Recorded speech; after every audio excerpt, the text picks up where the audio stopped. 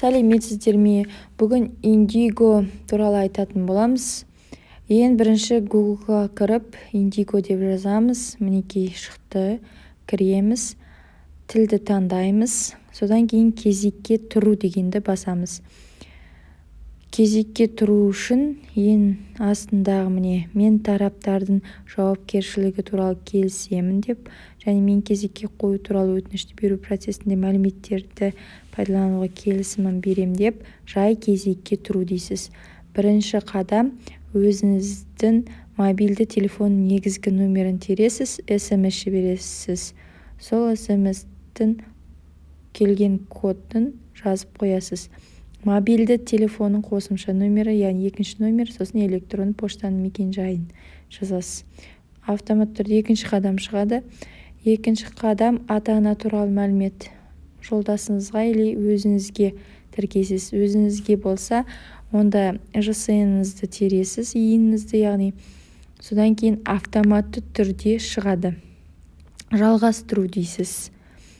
Содан кейін үшінші қадам, бала туралы мәлімет. Мұнда да ЖСН-ді енгізсеңіз, барлық мәліметтер автоматты түрде шығады. Содан кейін мәліметтердің дұрыстығын тексересіз. Жалғастыру деген батырманы басып, арқылы жалғастырасыз. Осы кезде пароль сұрайды, яғни парольді енгізуіңіз керек өзіңіздің ойыңыздағы. Сосын бастапқы бетке қайтадан шығасыз. Жолдама алу дегенді басасыз мұнда.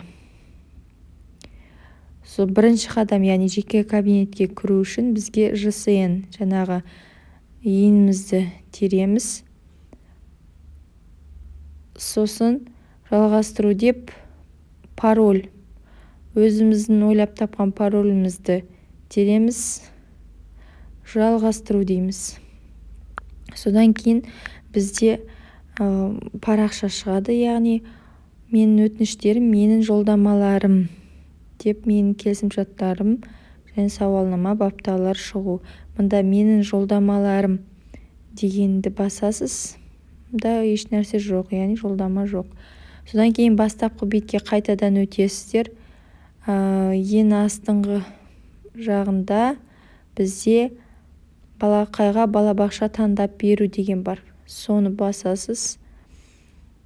Мектепке дейінгі ұйымдардың аттары шығып тұрады мұнда. Автоматты түрде өз қалаңыз белгіленеді.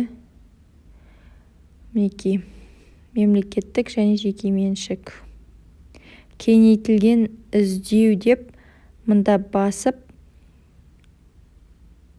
өзіңіз ұнаған балабақшаңызды табуға болады. Яғни қазақ тілі деп таңдайық мұнда. Меншік нысаны мемлекеттік деп таңдайық. Мектепке дейінгі ұйымдардың балабақша дейік. Содан кейін жас топтардың болуы 1 жастан 3 жасқа дейін, 2 жастан 3 жасқа дейін деп іздейік. Яғни қолдану деген батырманы басып, бізде қанша балабақша бар, соны іздеп тауып береді. Мінекей шықты. Сосын қарайсыз, бос орын болса, сол орынға жолдама аласыз. Бізде мұнда 3 ғана, 3 мемлекеттік ұйым. Содан кейін бізде өзіңіз ойлап жүрген мекеменің атын жазып та табуға болады. Сосын қайтадан бастапқы бетке барасыз. Бастапқы бетте мұнда жолдама алу деген бар. Соны басасыз. Содан кейін бізде осылай шығады. Балабақша қабылдау туралы жолдама алу. Бос орындарды таңдау деген. Балаңыздың иінін жазасыз, немесе автоматты түрде шығады. Ұйым атауын енгізе аласыз, немесе табу деп іздейсіз. яғни менде бала 2 жасқа толғанмен ноябрь, яғни қараша айында туғандықтан бізде бала 1 жаста, әлі 1 жаста деп көрсетіп тұр. Индиго қызметкерлерінің айтуы бойынша 1 қыркүйекте толық жасы 1 жаста болса, онда Индиго 1 жас деп көрсетеді.